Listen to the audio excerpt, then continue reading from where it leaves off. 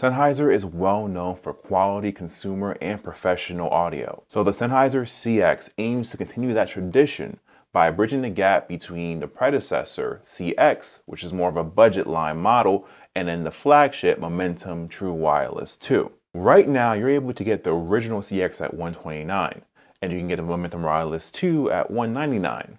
So the CX tries to be the best of both worlds, where it has the body shape of the CX and it has a lot of the functionality of the Momentum Wireless 2 at $179. Because of the extra features that it has over the CX Plus has 24 hours of battery life when you include active noise canceling and of course hear-through. And for $20 less than the Momentum Wireless 2, it just doesn't have sound customization. It's not as sleek as other earbuds that you're familiar with, but it's actually quite small and has a good form factor. They rest gently in your ears, almost to the point where you feel as if they're not secure, but they never moved or fell out during my workouts. For $179, I don't know if I would consider this mid-tier, but it feels more budget than premium. It's lightweight and the material feels more closer to the Jabra Elite 3s, which I reviewed previously, than your AirPods, your Jabra Elite 7s, your Sony 1000s. They're rated IPX4, so they're splash resistant, which is kind of standard now for earbuds. It's not the best, but you can get some water on this without having to panic. So you can use either pair with the touch sensitive controls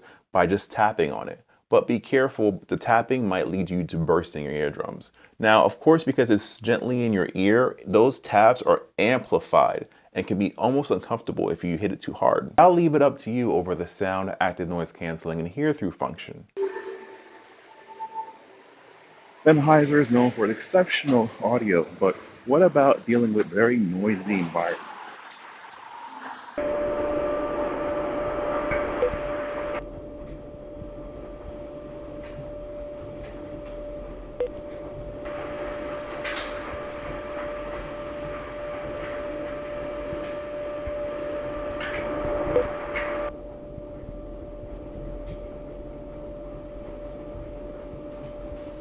So these sound good in my opinion, but $179 good? The CX Plus has an interesting feature that when you use the hear-through mode, it pauses your audio so you're able to have conversations or hear your environment.